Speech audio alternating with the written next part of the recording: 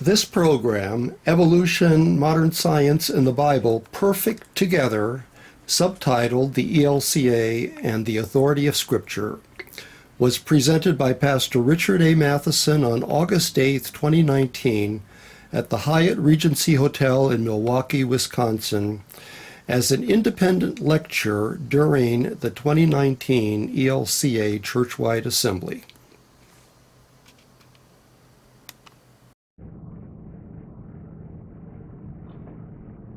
Welcome to Evolution, Modern Science, and the Bible, Perfect Together, subtitled The ELCA and the Authority of Scripture.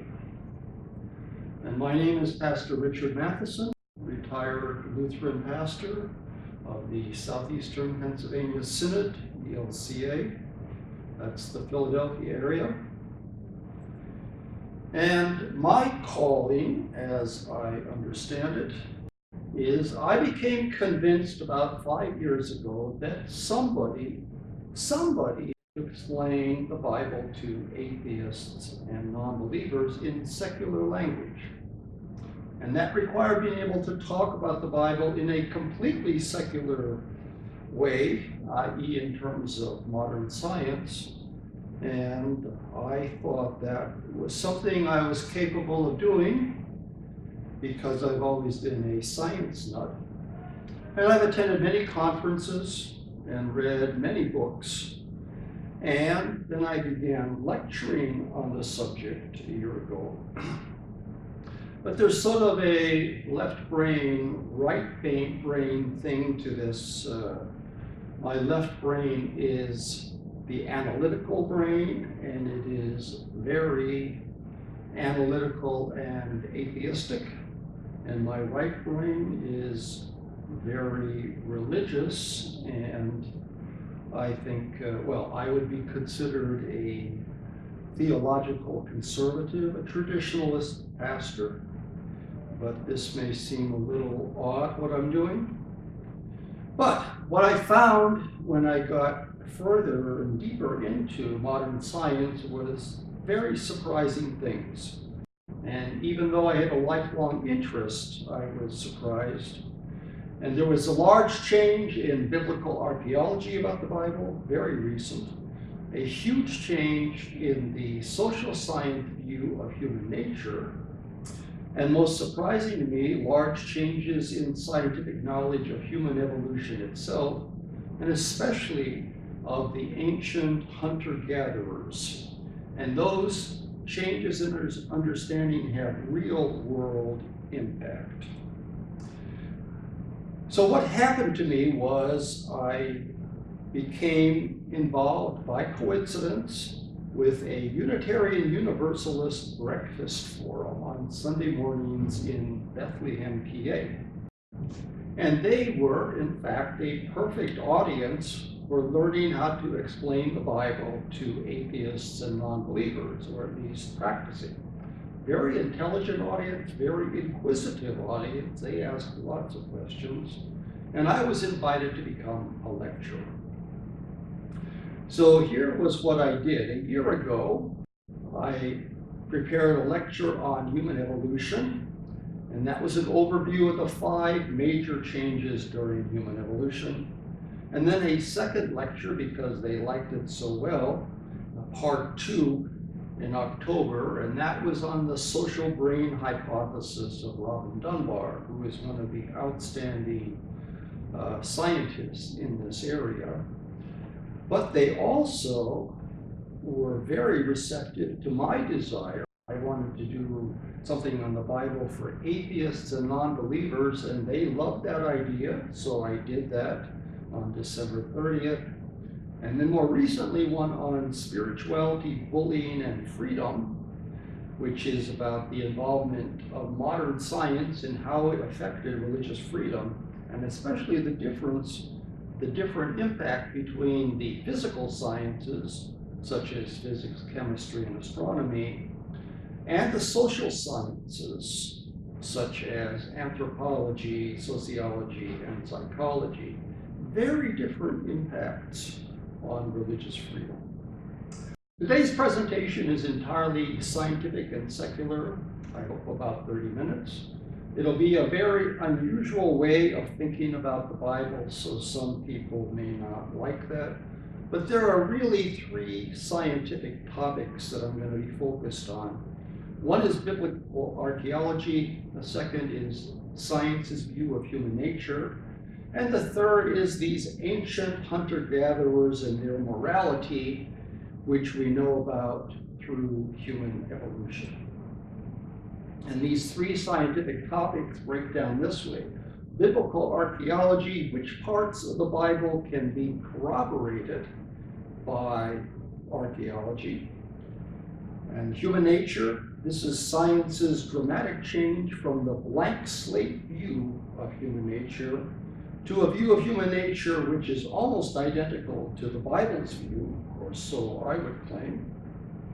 And then third, on the ancient hunter-gatherer morality and human evolution, there are the 6 moral foundations and the impact of egalitarianism and the impact of freedom from oppression. All of these are part of hunter-gatherer morality, and they have a lot of practical impacts as well as being historically interesting to me, at least.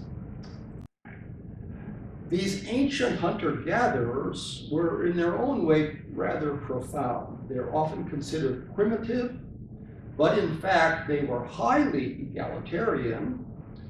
They were very concerned about equality with each other. They cherished freedom from oppression, which in their day meant freedom from domination by any dominant alpha male. And they strongly cared for each other. And they had to do this to survive because they're living in small groups of 25 to 50 in Africa, and they have nobody around to help them. If a lion attacks, they are at the mercy, or if another tribe of humans attack.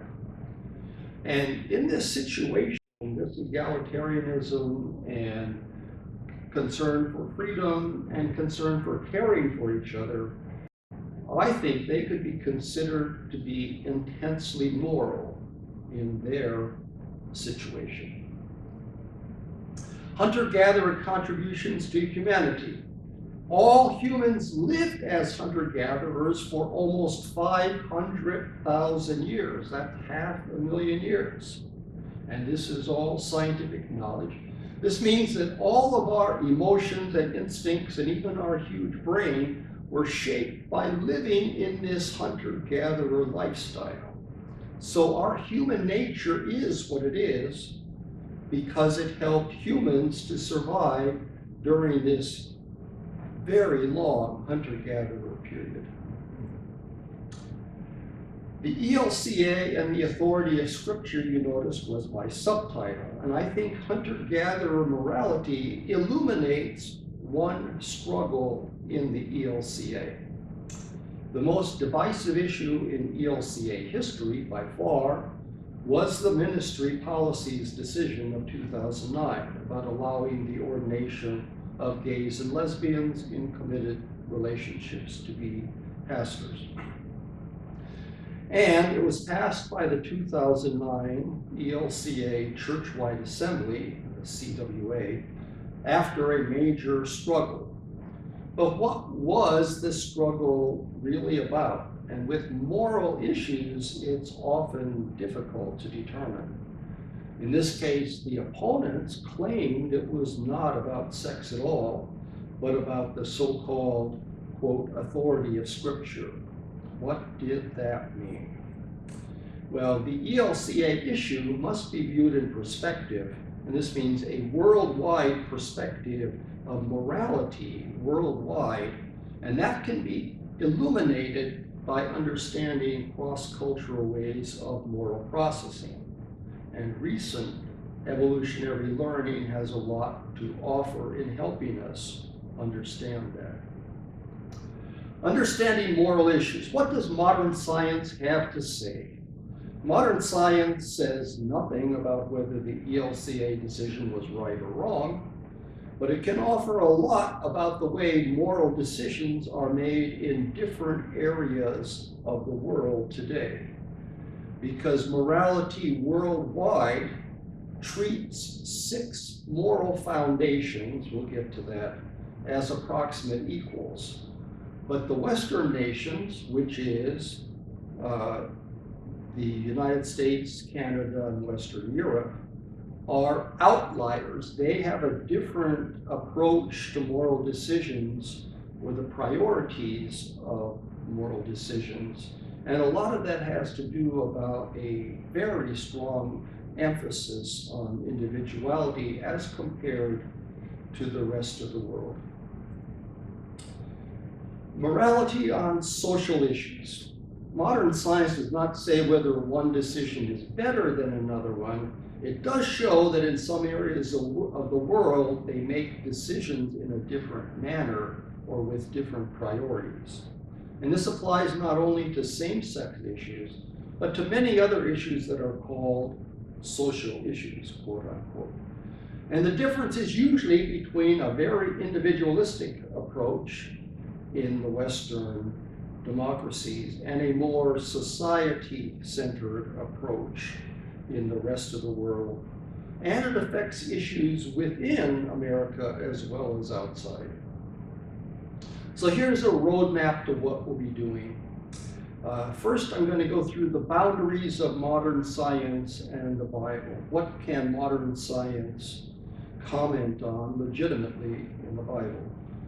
And then we're going to go into biblical archaeology, and then human nature, and finally, hunter-gatherer morality and human evolution, which will include those 6 moral foundations: egalitarianism and freedom from belief. The boundaries of modern science.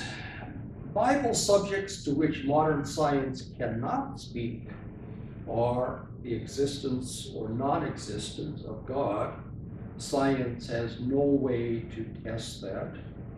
The existence or non-existence of an afterlife, such as heaven or hell, once again, science has no way to test that. And third, miracles in the Bible, because by definition, they are violations of modern science. The resurrection of Jesus, to take the most obvious example, was a violation of 1st century AD science just as much as a violation of modern science. We believe by faith, which is proper. And if somebody says that belief in a miracle like that is not in accordance with modern science, the proper answer is, duh. Everyone knows that. Now, the boundaries of modern science about which subjects modern science can speak certainly include: 1, the extent to which the science of biblical archaeology can corroborate historical events in the Bible. Number 2, human nature. What characteristics of humans are common to all people? Science can certainly speak to that. And 3, the moral standards or moral foundations that are common to all human cultures. So we start with biblical archaeology. And in biblical archaeology, it is helpful to think of it in terms of maximalists or minimalists. Maximalists in the biblical archaeology world are people who would like everything in the Bible to be proven true. And then there are minimalists, and that's because some scientists in the 1990s began to believe and to say that much of the Bible is inaccurate and was written long after the fact. And so they tend to not believe very much at all about the Bible historically. And meanwhile, the science of biblical archaeology has no stake in either side. It wants to find out what parts of the Bible are corroborated by biblical archaeology, and let the chips fall where they may. Now, there are contested parts of the Bible, and one of them is Moses and the Exodus from Egypt, about 1200 BC, and science has no corroboration of that at this point. And another one is the Davidic monarchy, starting about 1000 BC. That's the founding of the state of Israel, and the first three kings, Saul, David, and Solomon. And that appears to be well corroborated based on very recent archaeology. In fact, I will be depending to a great extent on one of the most respected biblical archaeologists, William G. Deaver, in his book Beyond the Text, 2017, only 2 years ago. Because what Deaver has done here, Deaver has been a person who throughout his life has steered a path between the maximalist, because there's a lot of things he feels, especially in the early history part of the Bible, are not corroborated. But then more recently, when the people began doubting the Davidic monarchy and more recent things like that, then he found himself defending the accuracy of the Bible when it was corroborated by archaeology. So he's a person who is taking what I would call a middle position. And just as an example, the corroboration of the Davidic monarchy. The Bible says David ruled for 40 years, which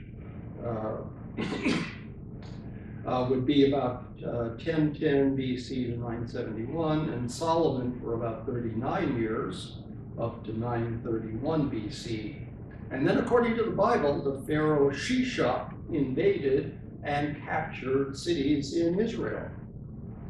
And we find that in the Egyptian records, they show that Pharaoh Shoshenq, which is probably the right spelling, well, I guess, but he ruled at that appropriate time and indeed invaded Judah. That's the southern kingdom after the end of Solomon's reign, about 926 BC, sacking some cities, and archaeology of the cities involved shows they were captured by him. So this indirectly confirms the Davidic monarchy. In other words, the Bible says this event with Pharaoh Shishak happened, and in fact we know from history it did, and it followed this approximately 70-some year reign of David and Solomon. So this is the kind of thing that's corroboration. In addition, there's evidence from the fortifications of the southern border of Israel about the time that Israel would have been founded. And there is the David stele. The stele is a rock put up to commemorate some event, with writing on it. And this one is called the Tel Dan stele.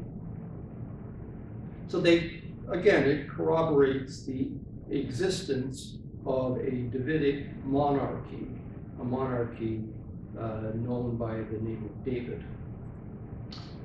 And he also points out that the Hebrew written language, which was one of the earliest alphabetic languages and is derived from Phoenician, that there are no records of written Hebrew prior to the formation of the nation of Israel.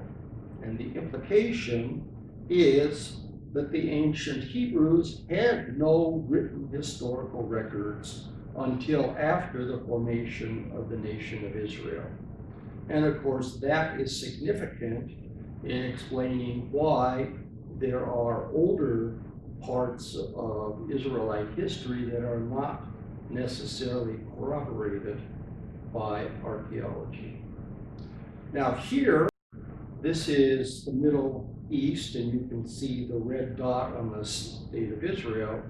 And I've done a timeline of civilization for Bible purposes. which shows the 5,000 years going back to the start of the pyramids and what was happening as far as the Bible is concerned. And you go back 5,000 years, 3000 BC, and that's when the pyramids started to be built. At the year 0 is what Western civilization calls the birth of Christ and dates things by.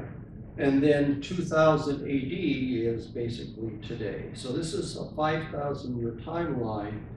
But here at 1000 BC is where Israel was formed, the nation of Israel, and where the Hebrew alphabetic language was invented, or at least it never showed up until after that date. And basically in this book by William Dever, you can draw almost a red line at the 1000 BC date, the formation of the state of Israel, and say that everything after that is corroborated pretty well. These are the events that affect outside history I'm talking about, invasions and kings and things. And everything before that has not yet been corroborated. So you can see there about 1200 BC, the Exodus event, which I call it here alleged to happen about 1200 BC. And then Abraham, that's Abraham, Isaac, and Jacob, going back to about 1700 BC. And again, we don't have any way to corroborate that. So a summary of biblical archaeology: biblical events after about 1000 BC seem to be corroborated by biblical archaeology. Biblical events prior to 1000 BC are not corroborated or not yet corroborated by biblical archaeology. And the Hebrew written language was not established till after 1000 BC. And the implication is that the reason why the earlier events are not corroborated yet is because the ancient Hebrews had no written language to preserve their history and writing. In other words, the writers of the Bible, when they went behind 1000 BC, had to depend on oral traditions. Okay, now I go on to my second topic, the Bible's view of human nature and modern science's view. The Bible's view of human nature is that humans are created in the image of God, but they are also fallen creatures and morally conflicted. And according to Genesis, the problem is eating from the tree of the knowledge of good and evil, i.e., knowing right from wrong.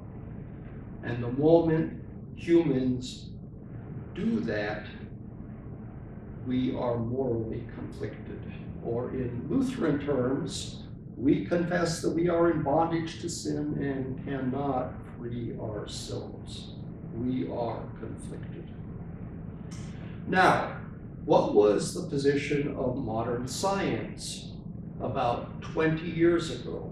And the answer is found in this book by Steven Pinker called The Blank Slate from 2002.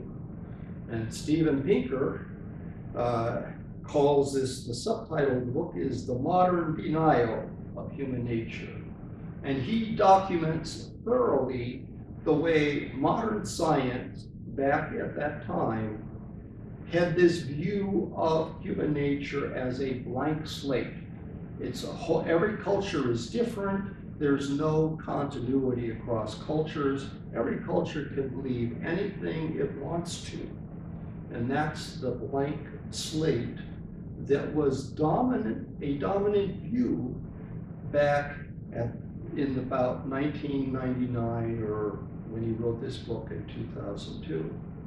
So if anybody doesn't believe that that's what modern science believed, they can go to Steven Pinker and find out why they might be incorrect. But then, in the last few years, last 20 years, there's been an almost 180-degree change, and that's documented by Jonathan Haidt in his book, The Righteous Mind, from 2012.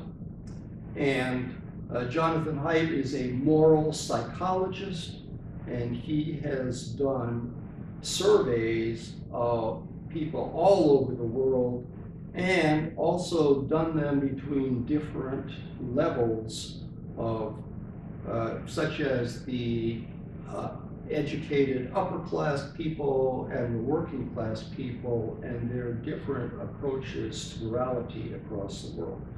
And here is his conclusion. I'm going to tell more about Jonathan Haidt, but this is his conclusion, that the fundamental problem that humans have is a contrast or a conflict between selfishness and groupishness. And you see on the left-hand side, Jonathan Haidt says we are 90% chimpish or selfish, because that's going back to our evolution from chimpanzees or a chimpanzee-like creature. And they are notoriously self-centered. And we are 10% hivish or groupish, referring to the social insects, such as bees and wasps or ants and termites. And they're willing to sacrifice their life for their hive or group. Now, anybody who knows the Bible knows how similar that is, because all we have to do is put morality and golden rule and love others as yourself on this hivish or groupish side, and then put sin on selfishness, and we have what amounts to almost exactly the same view from Jonathan Haidt in a totally secular.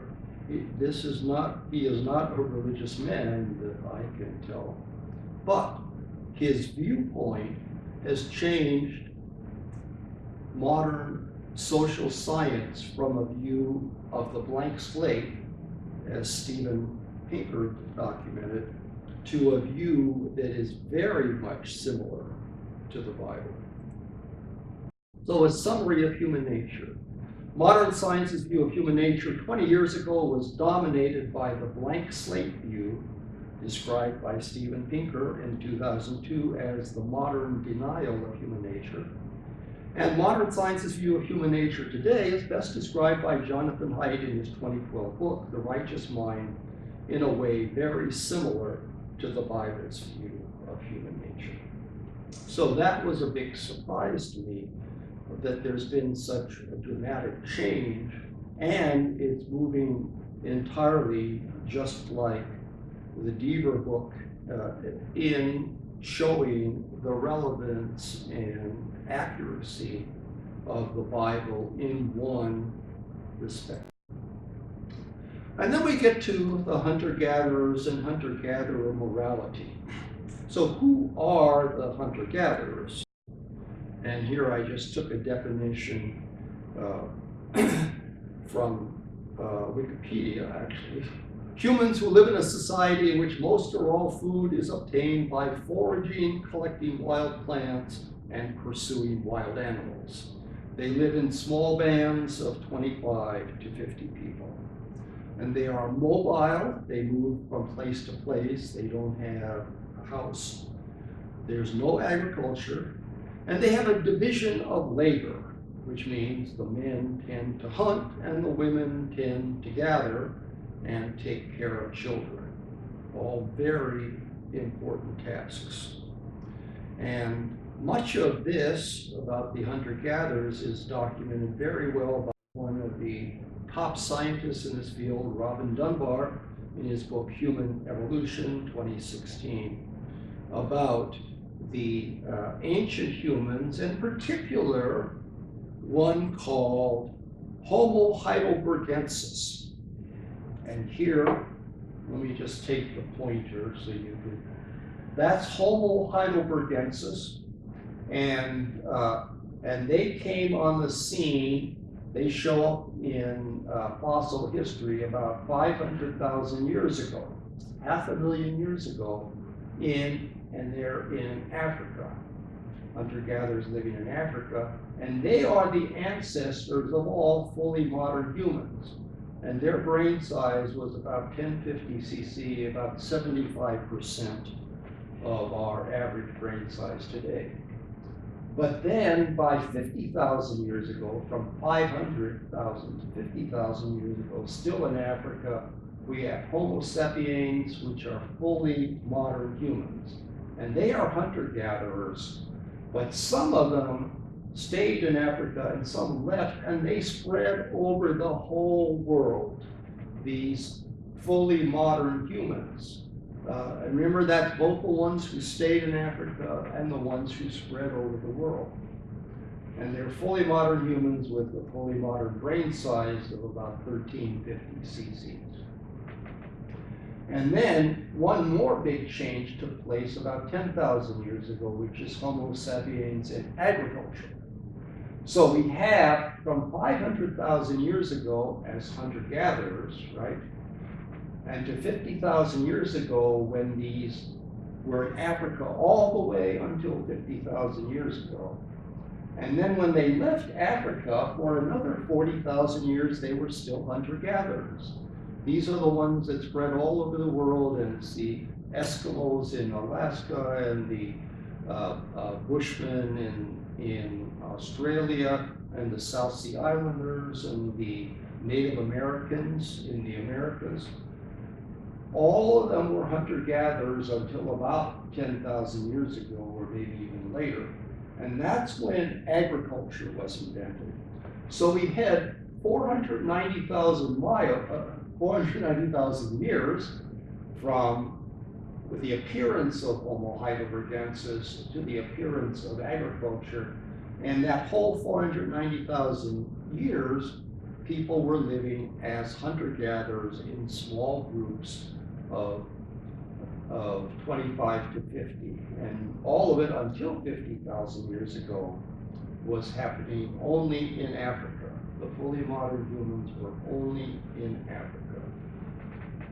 And that also means that everything that is human nature, because all humans today are fully modern humans, everything in human nature was formed by 50,000 years ago, because humans have been separated from each other since that time.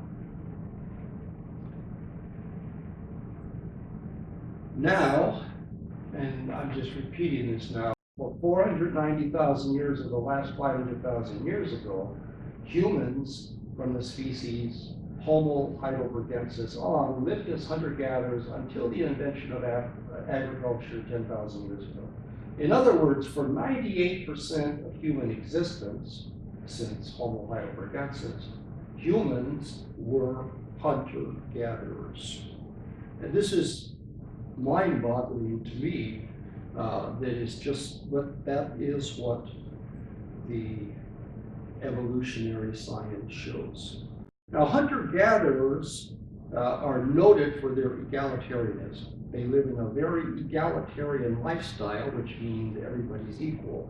They share all food from hunting, and they share that hunting food very equally.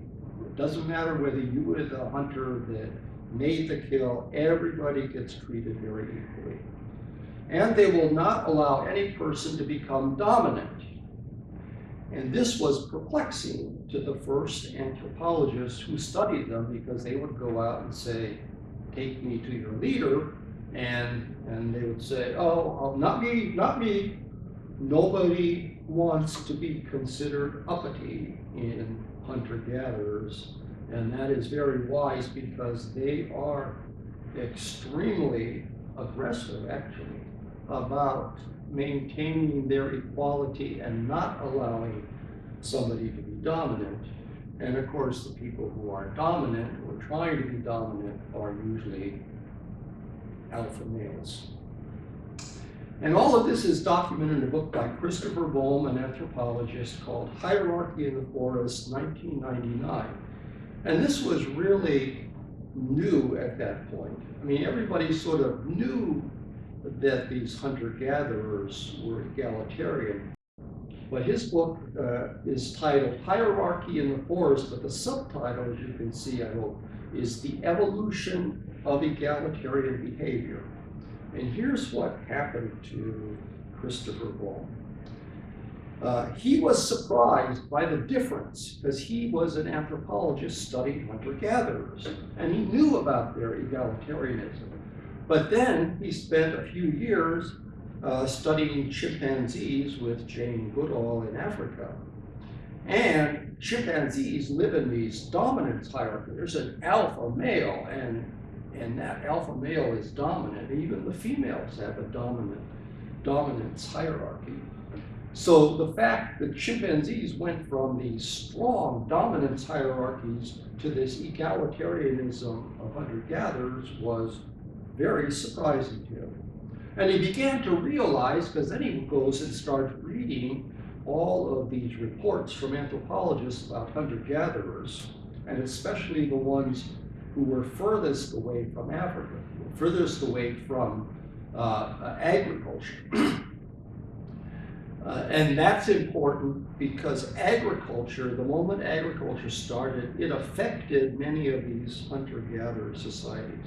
And he began to realize that these egalitarian societies, hunter-gatherers, had to spend a lot of time and energy enforcing egalitarianism. And that was because men, and it was always men, wanted to become bullies and started being bossy. And these hunter-gatherer societies had to keep those dominant alpha types under control by being eternally vigilant. And Christopher Bone concluded that hunter-gatherers had what he called a reverse dominance hierarchy. Here is what a dominance hierarchy looks like on chimpanzees on the left side, because there's an alpha male at the top, and everybody else is underneath. There's a number 2 and a number 3. Whereas in hunter-gatherers, it really is the opposite. The whole group is at the top, and they make sure that any alphas are kept under control. And they do that by vigilance. So what are the causes of egalitarianism? And his conclusion, and what he did, was he sifted through the entire anthropological record to pick out the 51 hunter-gatherer societies with the least contact with agriculture. All 51 societies were egalitarian in the sense we're talking about. And he thinks that egalitarianism happened because this is going back. Remember, it's a change from chimpanzee dominance hierarchies to this. Egalitarianism happened when weapons came onto the scene and they made combat, because the chimpanzees are always fighting each other, made combat too dangerous. And of course, also the lower ranking males didn't like groveling to the alpha males, which is what chimpanzees have to do. There's a possible influence of language and coalitions much later. But he thinks that was the cause. But the implications, what does it mean that humans lived for 98% of our existence since Homo heidelbergensis in small egalitarian hunter-gatherer groups?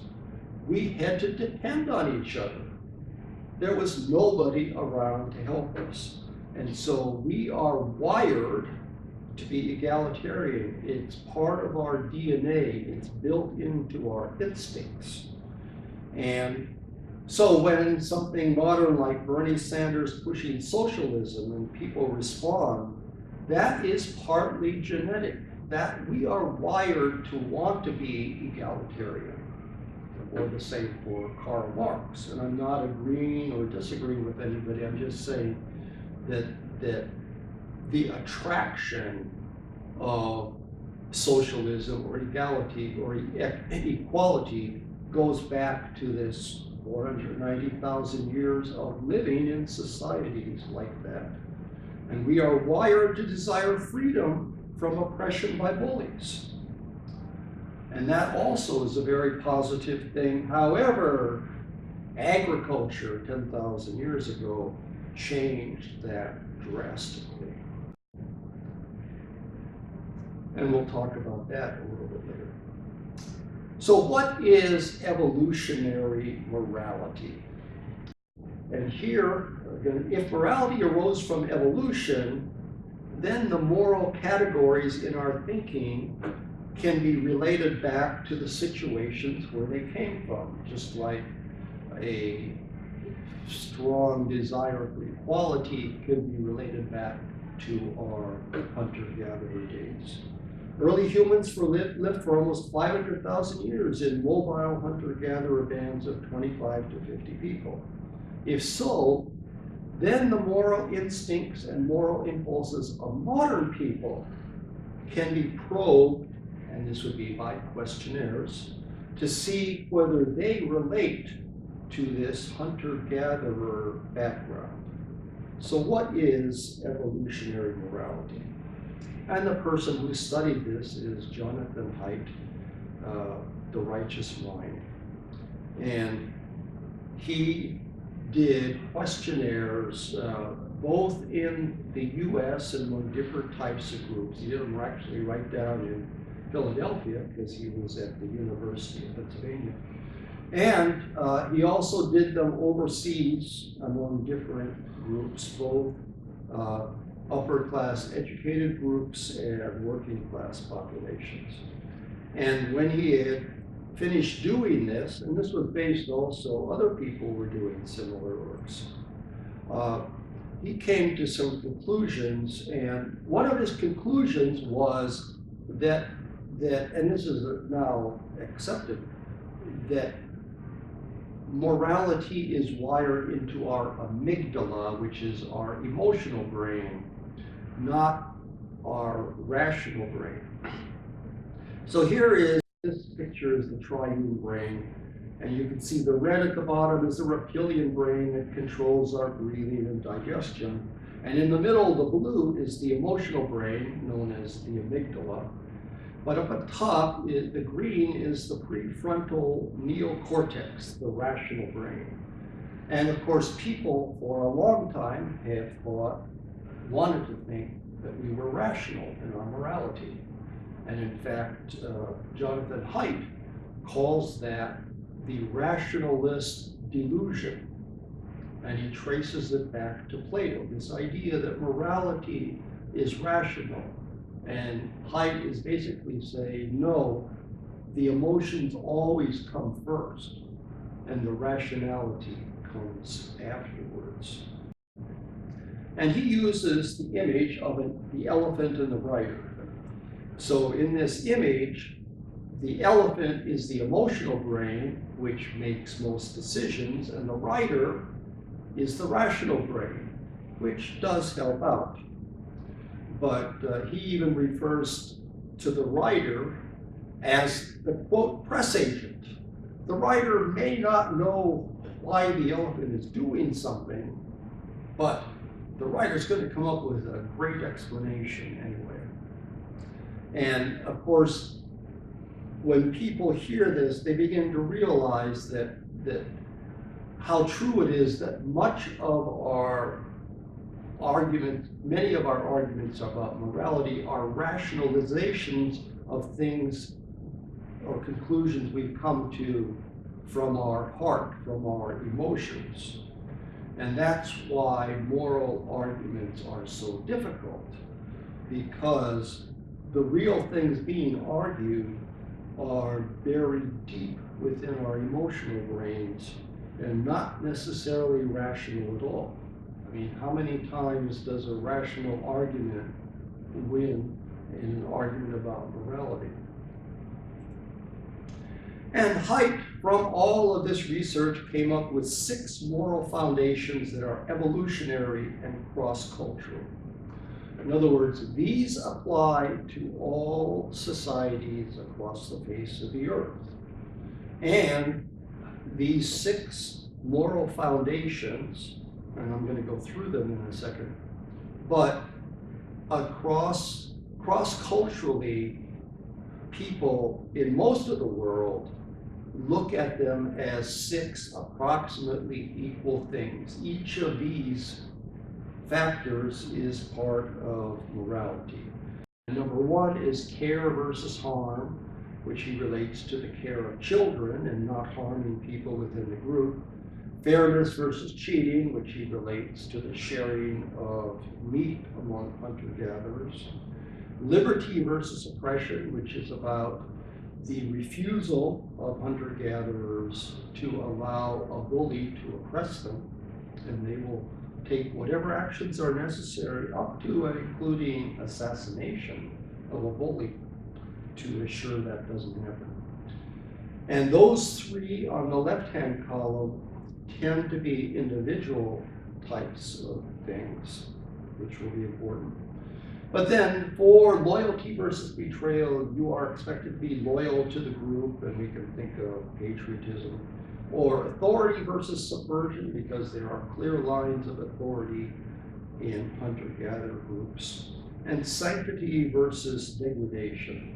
People tend to think of religion, but Haidt is talking especially about foods that you should eat or shouldn't eat because they might make you sick. So, what he found in his cross-cultural surveys was that Western morality tended to be very focused on number 1, 2, and 3, the individual issues, and that cross-cultural morality focused on all 6 as about equal, 1, 2, 3, 4, 5, 6. And this was a very strong finding in his surveys. And you can actually go take these. They're online at something called yourmorals.org. And he has all sorts of statistical tabulations that might be interesting.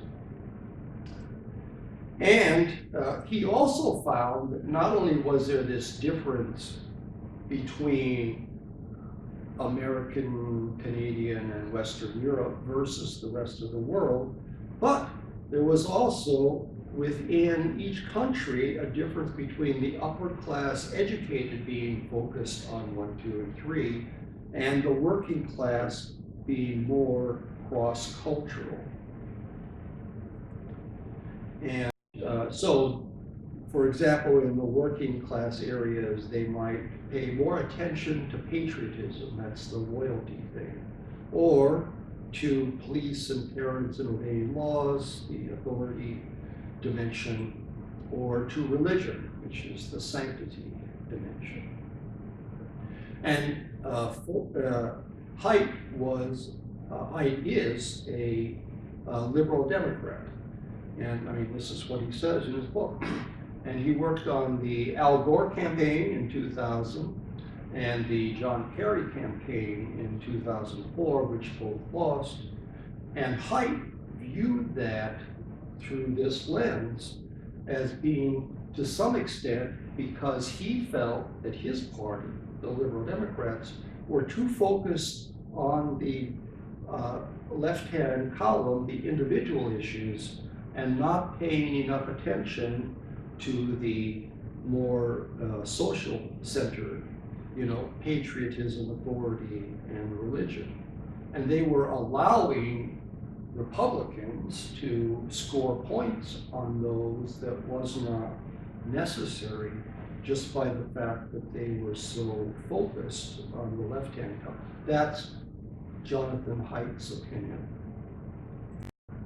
Now, this was also picked up in surveys by a lot of other people. In fact, there was a 2010 article that that brought up this idea of weird, Western morality as WEIRD, Western, educated, industrialized, rich, and democratic, because those are the 5 things that identify the nations that are different from the rest of the world. In other words, America, Canada, and Western Europe are different.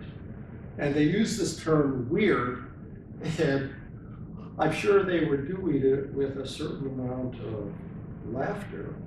But in fact, it does have a very specific meaning that the rest of the world is one way, and these Western nations are different from the rest of the world. And that was what they were trying to say by that, and reported by Jonathan Haidt. So here are his six six moral foundations that are evolutionary and cross-cultural. And the ones in the left-hand column are emphasized by the Western nations, very individualistic. And the ones in the right-hand column are more group-centered. And as I said, outside of the Western nations, they tend to treat all six of these about equally, while the Western nations tend to focus. This certainly becomes apparent when you get to an issue such as the enunciation of same-sex marriage, because the issue cuts very differently in the United States and Western Europe than it does in the global South, which tends to be, in most of the world, of a different opinion. So anyway, this is the book by Jonathan Haidt, The Righteous Mind. What's nice about the book, even though it's about politics and religion, his subtitle is Why Good People Are Divided by Politics and Religion, is you can give it to anybody, whether they're liberal or conservative, and I think they'll like it because it's not trying to score points, it's trying to explain why certain things happen.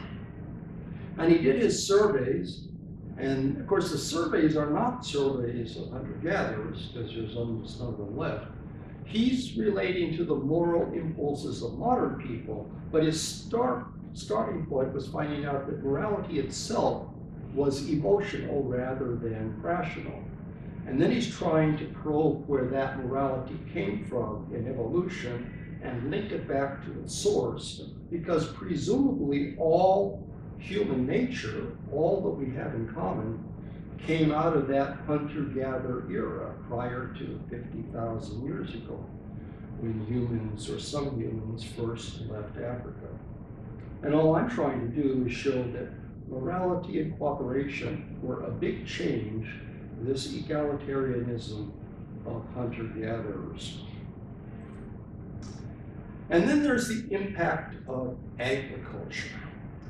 And when we get to agriculture, which is only the last 10,000 years, this happened 10,000 years ago, which would be 8,000 BC, if you want to think of it that way. And it happened in a short time. Agriculture was the domestication of 4 animals and 3 grains. The 3 grains were barley and 2 types of wheat, emmer wheat and einkorn wheat, and 4 animals, the goats, the sheep, the cattle, and the pigs. And those 7 domestications all took place within a fairly short time, about 10,000 years ago. But they changed society, because when we get to agriculture, and now I'm in number 1, when we get to agriculture, that egalitarianism of the hunter-gatherers collapses. Now we have chiefs, we have emperors and kings, and the task today, since agriculture, is how do you get control of bullies, those dominant alpha types in a modern society? And that was done historically by things like Greek democracy, English Magna Carta, and the American Constitution, about how do you control a leader with laws. And we see the risk of backsliding, like Putin in Russia. But that idea of controlling bullies, dominant alphas, was a battle that was won in the hunter-gatherer society, and then lost with agriculture. And now societies are trying to win it again. And of course, this is not a risk in the United States. Thank you very much.